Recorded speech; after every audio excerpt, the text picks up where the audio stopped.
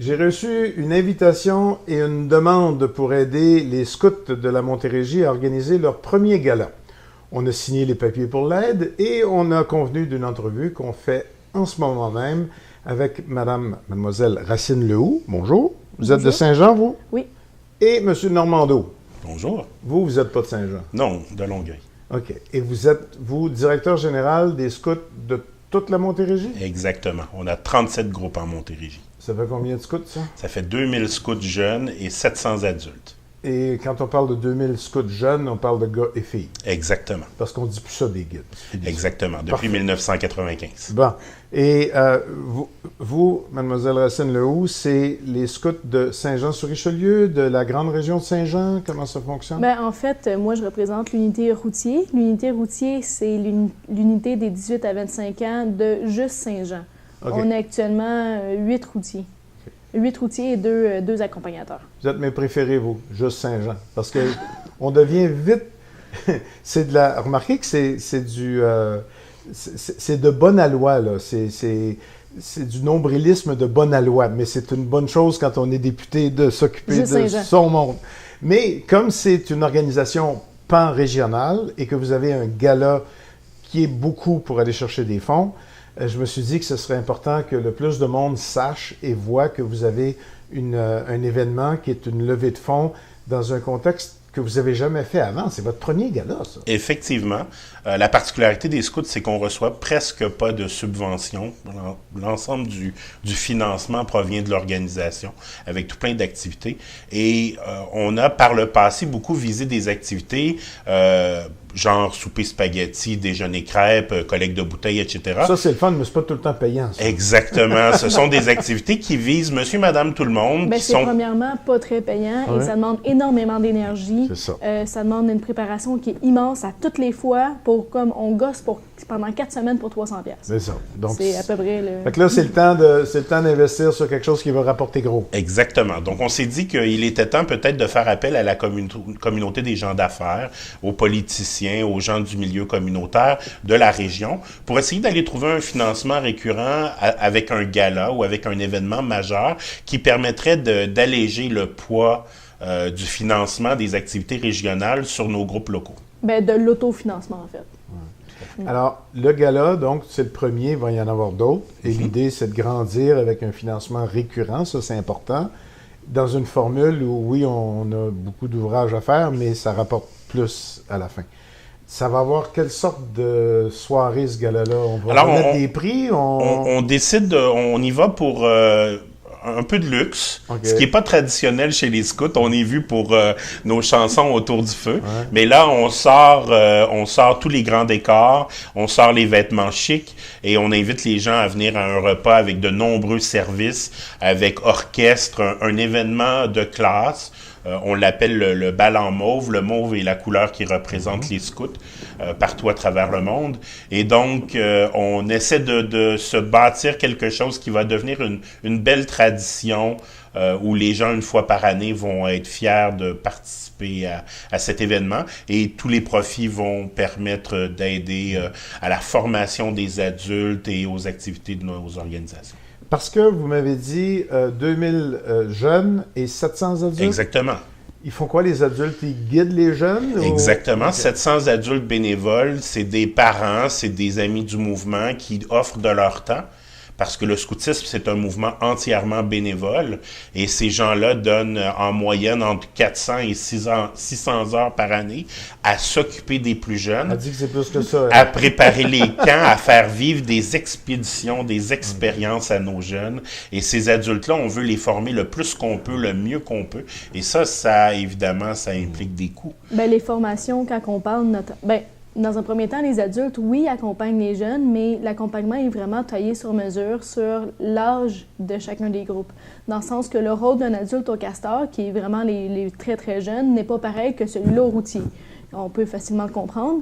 Puis les formations que les adultes ont besoin changent aussi selon le groupe d'âge. Donc, disons, on en revient au castor, ils ont besoin d'un encadrement, d'une pédagogie qui est beaucoup plus proéminente qu'au routier. Au routier, par contre, qu'est-ce qu'on a de besoin? C'est des formations à nos adultes qui sont du rafting, du rapide, du canot en rivière, du kayak en rivière. C'est des gros défis aussi. Donc, chaque adulte qui est bien formé est vraiment un élément essentiel pour chacune des unités. Je suis curieux, là. Vous êtes 18 à 25 ans, les routiers, c'est ça? Après ça, c'est fini? Après ça, on devient adulte, si on veut. Adulte avec les plus jeunes. Vous recommencez avec les castors, mais comme adulte. On peut commencer, en fait, au niveau qu'on veut. Néanmoins, pour être adulte au niveau routier, il faut au moins 6 ans d'écart d'avec nos jeunes. Donc, quelqu'un de 26 ans ne pourrait pas être routier. Ce qui est quand même logique, parce que le but des routiers, c'est d'accompagner le jeune dans sa progression, puis c'est difficile d'accompagner avec une mois de différence. Vous m'avez dit que vous étiez 4 routiers, si je me souviens? C'est 8. 8. Mais sur les 2000 jeunes, j'imagine qu'il y a plus de castors que de routiers. Là. Ah oui, tout à fait. Notre groupe d'âge le plus important, ce sont les louveteaux. Traditionnellement, donc les louveteaux, c'est du 9-11, 9-12 ans. On est encore un peu plus populaire, légèrement un peu plus populaire chez les garçons. On a un ratio d'environ 60% garçons, 40% filles dans l'organisation. Les plus jeunes, les castors, c'est un bon pourcentage aussi de l'organisation. En vieillissant, il y en a moins, mais quand même, les défis deviennent de plus en plus gros. Les voyages deviennent de plus en plus loin et c'est une certaine forme de leadership qu'on développe chez ces adolescents-là jusqu'à l'âge de 25 ans. Comment étiez-vous là au moment où les filles ont été intégrées à même les scouts et pas guides? Ça fait combien d'années que ça... C'était en 1995, ça fait déjà une vingtaine d'années. Elle n'était pas là. Non. La réponse est non, mais je suis quand même arrivée, c'est ma 12e année actuellement dans les scouts, puis je suis quand même arrivée dans un moment où il y avait une majorité très, très marquée de gars. J'ai longtemps été une des seules filles de mon groupe, puis mon père est devenu animateur pour me permettre de faire des camps. Est-ce que c'est fini, cette époque-là? L'époque où l'attention... Je comprends qu'on calcule puis qu'on dise 60-40, il y a un peu plus de gars, mais à quelque part, on n'y pense même plus. C'est acquis, le fait que ce soit gars. C'est acquis. Il y a encore certains groupes municipaux qui font le choix, dans certains groupes d'âge, d'avoir un groupe de garçons et un groupe de filles. Donc, par exemple, chez les louveteaux, on a encore quelques groupes locaux qui ont des exploratrices, qui sont ce qu'on appelait auparavant les Jeannettes. Bon, les Jeannettes ont changé de nom à la fin des années 90, début des années 2000, pour devenir les exploratrices. Et ça, il en reste quelques groupes. Mais progressivement, avec les années, c'est une mentalité chez les adultes qu'il faut changer beaucoup plus que la réaction des jeunes. C'est-à-dire que les adultes qui ont grandi dans un système scout où il y avait l'homogénéité, où il y avait les garçons étaient avec les garçons et les filles étaient avec les filles, ça prend beaucoup de temps à amener ces adultes-là, qui sont aujourd'hui à 50 ans, 60 ans et qui progressivement commencent à prendre leur retraite du mouvement. Il est temps qu'elle arrive, là. Exactement, on est heureux d'avoir les plus jeunes.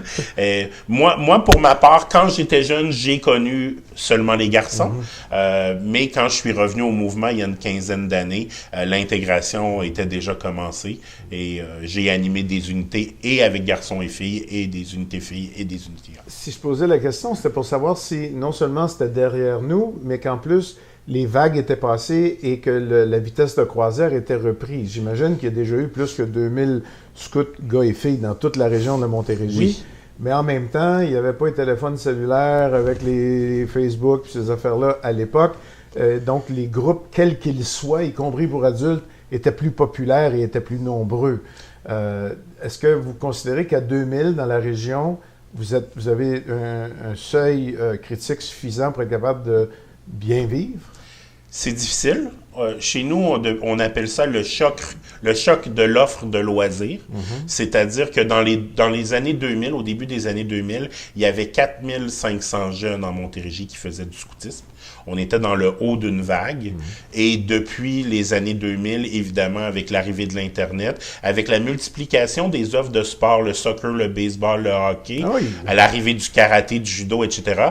Et malheureusement, avec l'arrivée de l'informatique à la maison et des jeux vidéo, où les jeunes sont un peu plus casaniers maintenant qu'ils l'étaient il y a une vingtaine d'années. Ceci explique cela. Là, exactement. Ça leur a été mon plus grand point, ça, que les jeunes d'aujourd'hui sont très casaniers. Puis aussi, j'ai remarqué, en ayant fait les scouts et l'école en même temps, que l'école aujourd'hui demande énormément des jeunes étudiants. Il y a du parascolaire en quantité industrielle. Puis le parascolaire, les parents qui veulent faire du soccer compétitif, du hockey compétitif, l'idée de venir faire les scouts, Bien, premièrement, il y a plusieurs personnes qui le voient comme que ça serait old-fashioned, comme de quoi que c'est un loisir qui est plus de date aujourd'hui, qui est plus de mode, là. Ce qui est totalement le contraire tant qu'à moi.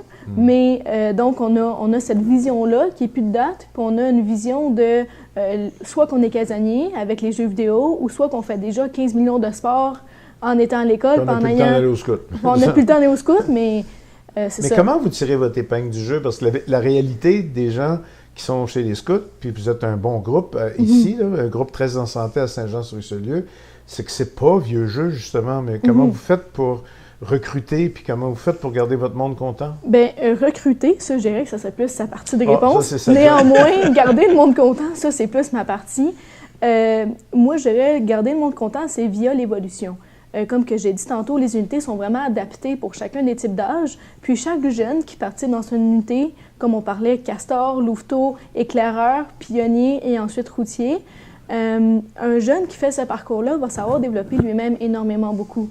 Parce que chacun des défis est hyper adapté. Moi, je dirais, pour le vivre, c'est vraiment là où on tire notre épingle énormément du jeu. Puis où est-ce qu'on tire aussi, selon moi, beaucoup l'épingle du jeu, c'est qu'à chaque année, c'est les jeunes ainsi que les adultes qui décident du projet annuel. C'est pas juste on fait du soccer depuis comme 10 ans. Bien, il y a une année, on a fait du vélo. Il y a une année où on a fait du camping. Il y a une année où on a fait du canot-camping. Il y a une année où on a fait plus de survie. Mais chaque année, c'est quelque chose de différent. Puis, chaque réunion aussi n'est pas pareil. Chaque réunion hebdomadaire n'est pas pareil. Chaque activité de financement n'est pas pareil. Chaque camp n'est pas pareil. Mais il y a aussi qu'il y a un esprit de communauté, de coopération qui est d'une force incroyable, puis moi, que je n'ai pas retrouvé dans d'autres loisirs. Est-ce que l'esprit de Baden-Baden est encore là? Baden-Powell. L'esprit de Baden-Powell est encore là.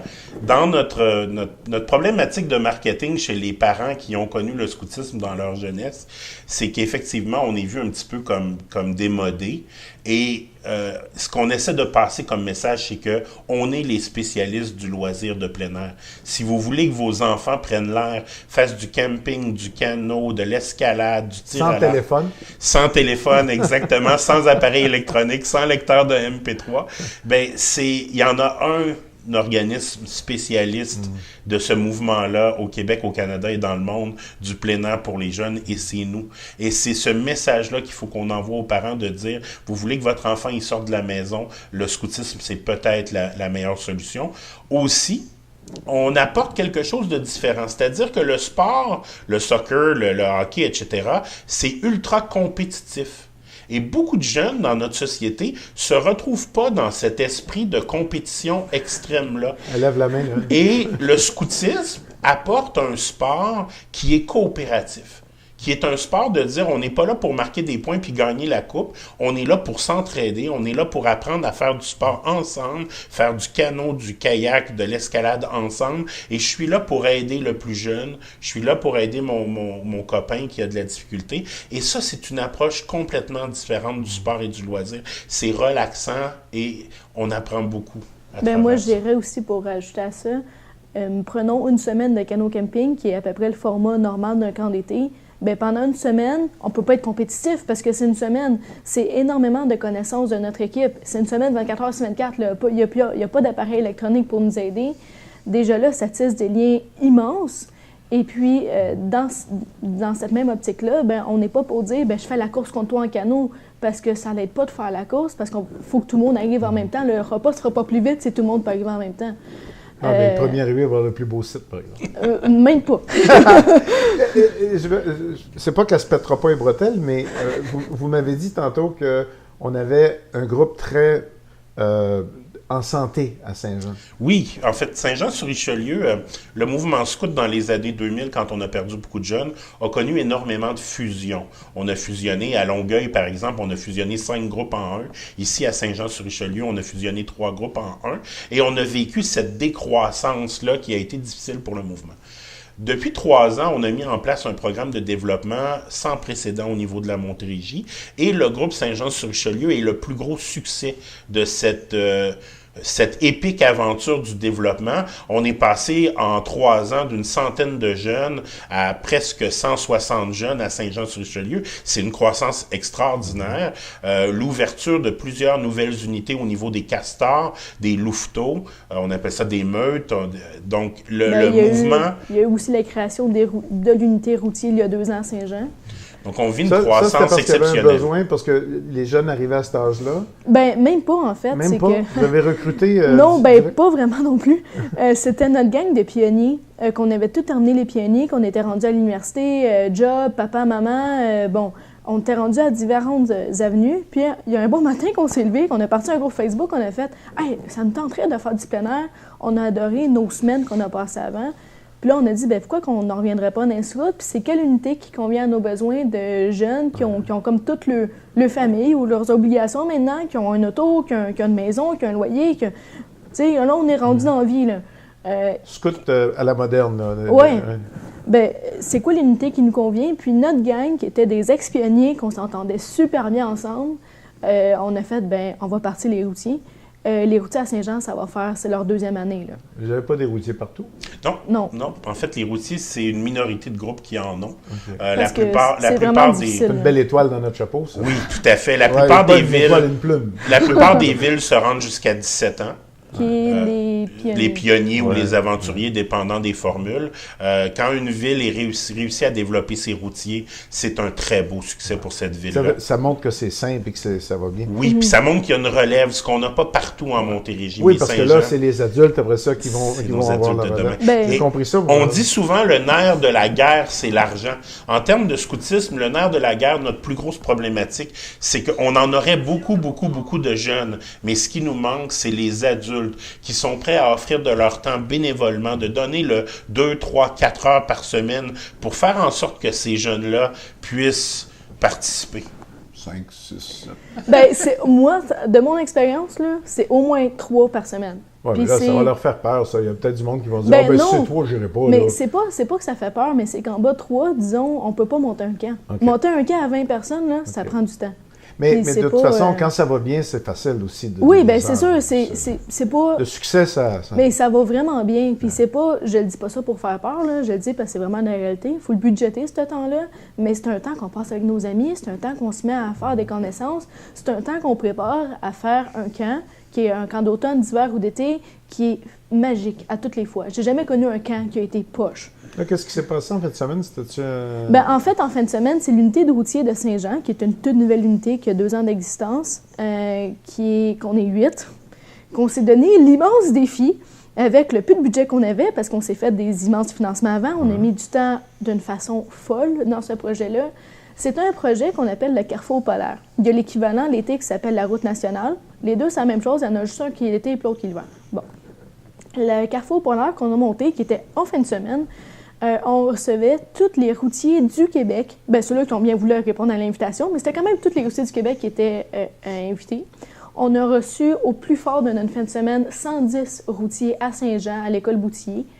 C'était 8 routiers de Saint-Jean qui ont organisé un camp pour 110 personnes. La bouffe, le local, les activités, ça a été un projet fou, vraiment, qu'on a mené d'une main, selon tous les commentaires qu'on a reçus, d'une main de maître. Ça a été un des plus beaux camps que nos jeunes participants ont vécu.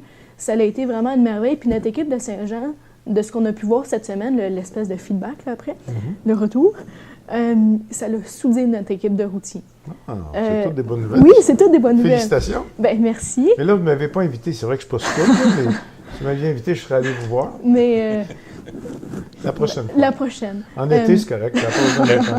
Mais quand on parlait tantôt des routiers, le problème au niveau pionnier, pas au niveau routier, c'est qu'il y a l'université, il y a le fait qu'on va acheter une maison, il y a le cégep, il y a la première job, il y a le fait qu'on n'a pas nos vacances pour faire les camps, il y a le fait que quand on déborde notre vie personnelle, ça prend énormément d'énergie. À plus ou moins 20 ans, partir quelque chose dans la vie, ça prend un temps fou. Mais ça montre l'importance que ça a dans votre vie, puis ce que ça vous rapporte aussi. Je veux dire, on n'a rien pour rien. Là. Puis on n'a rien pour rien. Ce que vous y mettez comme investissement, c'est parce que ça compte. Oui, notre fin de semaine, moi, j'ai passé un 3 jours vraiment fantastique. Les camps d'hiver, c'est majoritairement 3 jours. Là.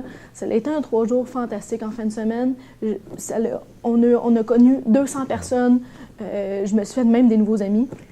Ça, c'est vraiment le fun parce que rendu à l'âge adulte, c'est vraiment difficile de se faire des nouveaux amis à part des collègues de travail.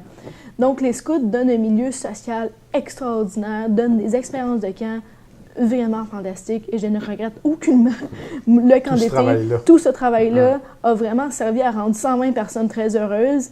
Puis, à nous 8 aussi, les 8 routiers de Saint-Jean qui l'ont organisé, ça nous a montré qu'on était très bons dans l'organisation. Organiser quelque chose pour 100 personnes, c'est difficile.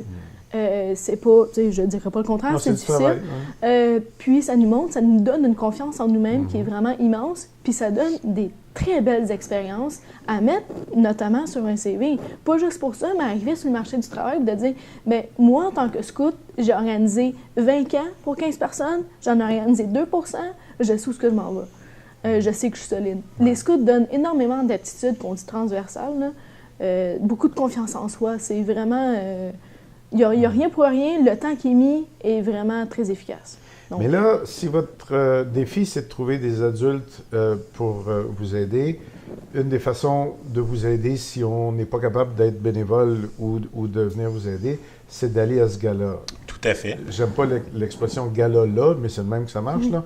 Mais ce gala, qui va être quand déjà? Le 27 avril 2019. Bon, là, vous avez invité des commanditaires, des politiciens, des organismes, mais c'est fait pour monsieur, madame, tout le monde s'ils veulent mettre le prix aussi, parce que vous avez besoin de public là-dedans, là. Pas juste des commanditaires. On fait un événement de marque, on a besoin...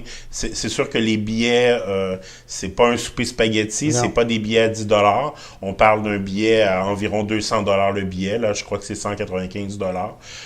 Mais c'est une façon géniale de soutenir un mouvement qui en a bien besoin. Parce que si on n'est pas en mesure de donner les heures et d'être sur le terrain et d'aider ces jeunes-là, la meilleure chose qu'on peut faire ensuite, c'est de nous soutenir financièrement pour qu'on ait les moyens d'offrir les meilleures formations possibles et de la qualité dans ce qu'on fait dans les camps qu'on offre.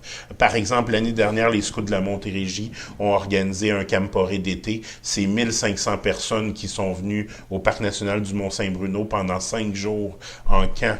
Ben, des événements comme ça, il n'y en a plus beaucoup au Québec où 1300, 1400, 1500 jeunes peuvent se rassembler et profiter d'un parc national pendant plusieurs jours. Bien, c'est ce type d'événement-là qu'on a la possibilité d'organiser quand on a des moyens financiers. Et c'est important de noter et de souligner qu'il n'y a pas de subvention. Donc, vous travaillez avec... Bien, pas de subvention. Il n'y a pas de programmes gouvernementaux qui viennent vous financer. Fait que c'est toujours à recommencer. C'est toujours de l'autofinancement. Ouais. Puis les biscuits, ça se vendait-tu bien? Ils ne se vendent plus, les biscuits? Bien, nous autres, ça a été des calendriers routiers. On a eu un mal de fou à les vendre. Mais actuellement, routier, qu'est-ce qu'on a fait pour soutenir notamment notre cas à 100 personnes, pour soutenir nos activités? C'est qu'on fait de l'emballage dans les épiceries à Saint-Jean. Les routiers uniquement font un service de pompiste quelques journées par année. Où est-ce que le seul profit qu'on en retire, c'est les pourboires. Donc, c'est hyper lourd à chaque année. Puis les familles qui envoient des enfants chez les scouts, ils n'ont pas toujours les moyens de payer fois après fois. Bien, c'est une des activités les moins chères. Ouais. Ça, là, c'est moins cher que du hockey, ça, je suis sûr. C'est moins cher que tout. C'est une des activités les moins chères parce que les camps, les parents ne payent pas pour. Puis même s'il y a des parents qui disent « Ah, il veut un chèque », non, ton jeune va le travailler, son camp. Puis ça montre aussi la valeur de l'argent, ça montre la valeur de l'effort. Donc, oui, à quelque part, ça montre la valeur de l'effort, mais des fois, un camp, mettons, pour 30 jeunes, il faut avoir une cafétéria. Puis la cafétéria, il faut payer le cuisinier. Puis c'est pas en ramassant des canettes qu'on est souvent capable de payer ça. Fait que mais les canettes puis les bouteilles, je sais que c'est pas payant, mais ça vide les places de bain. En effet, mais... C'est bon pour l'environnement. Faites œuvre utile à quelque part. On est un des loisirs encore les moins chers. Ouais. Et on est un des loisirs, les gens le savent pas, puis c'est pas nécessairement qu'on prend nos casseroles puis on tape pour le faire savoir. Mais l'article 1 de l'Organisation mondiale dit qu'on ne doit pas faire de distinction de classe sociale dans tous les critères qu'on a contre la discrimination. Et c'est un article important pour nous. C'est-à-dire qu'un parent qui nous arrive qui n'a pas les moyens d'inscrire son jeune, on ne revirera pas le parent en disant qu'on ne prendra pas le jeune. Le scoutisme est basé sur l'entraide, c'est des valeurs sociales importantes, et donc on va le prendre, ce jeune-là, on va trouver des façons d'aider ces parents-là à trouver les sous pour le jeune, et on a même au niveau régional un programme, le programme d'accès au scoutisme, qui nous permet de payer une bonne partie des cotisations pour ces jeunes-là lorsque les besoins financiers sont là. On vous trouve, vous avez une toute petite permanence, mais vous avez une permanence, les scouts de la Montérégie, donc on vous trouve sur le web aussi? Oui, en fait, la meilleure place pour nous trouver, c'est d'aller à scoutdelamontérégie.ca ou d'aller à Scouts du Canada et de cliquer sur Montérégie, ça fonctionne également. On n'a pas beaucoup d'employés, on a 2 employés, moi et mon adjointe, qui géreront les bureaux et les 37 groupes et les 700 adultes. C'est beaucoup de travail. Tout le reste est fait par des bénévoles qui sont fantastiques. Laissez-moi être chauvin avec quelqu'un de Saint-Jean, 2 secondes quand même. Nous autres, ça va bien. Les routiers, on en a 8, on a 160 quelques scouts. Qu'est-ce que ça prendrait pour que ça aille mieux? Plus de monde, plus de bénévoles? Pour Saint-Jean, là. Je dirais pour Saint-Jean. Parce qu'on a grossi beaucoup. Je dirais pour Saint-Jean, il y a 2 affaires qu'il faudrait. Okay. Premièrement, plus d'adultes, plus d'animateurs, notamment pour les louveteaux, les castors, les éclaireurs. Ces unités-là, c'est souvent les plus populeuses, puis c'est ceux-là qui ont besoin d'adultes le plus, parce que pour un castor, pour quelqu'un de 5 ans, pour un petit jeune de 5 ans, il faut nécessairement plus d'encadrement que 8 jeunes de 25. OK. Donc, on a besoin de bénévoles. Adultes bénévoles, ça, clairement. Deuxièmement aussi, pour que toutes les unités fonctionnent, il faut aussi des jeunes. Mais des jeunes pas foncièrement au louveteau, mais dans des unités qui sont plus vieilles en âge. Okay. Pour justement avoir un taux de rétention qui est quand même plus agréable, mais que plus qu'on vieillit en âge, plus que les camps sont gros, plus que les défis sont importants. Donc, 2 points. Je vais faire une parenthèse aussi. Beaucoup d'adultes, on a besoin de beaucoup d'adultes à Saint-Jean, mais n'oubliez pas, même si vous n'avez pas la fibre d'animer, puis que vous êtes un excellent gestionnaire, un trésorier, un secrétaire, il y a une grande organisation et une grande administration. Pas besoin de savoir faire les nœuds. Exactement, pas besoin de savoir faire les nœuds. Encore des nœuds? On en fait encore, mais c'est une image qui nous colle à la peau qui n'est plus vraiment réelle. Mais même si on ne sait pas faire des nœuds, ça peut être utile dans les livres, dans ça les va ci, être, dans les ça. Gros oui. Alors, on vous trouve à scoutdelamontérégie.ca. Et le grand gala, la première édition, c'est... 27 avril 2019. Merci beaucoup. Merci à vous. Félicitations pour votre activité. Merci.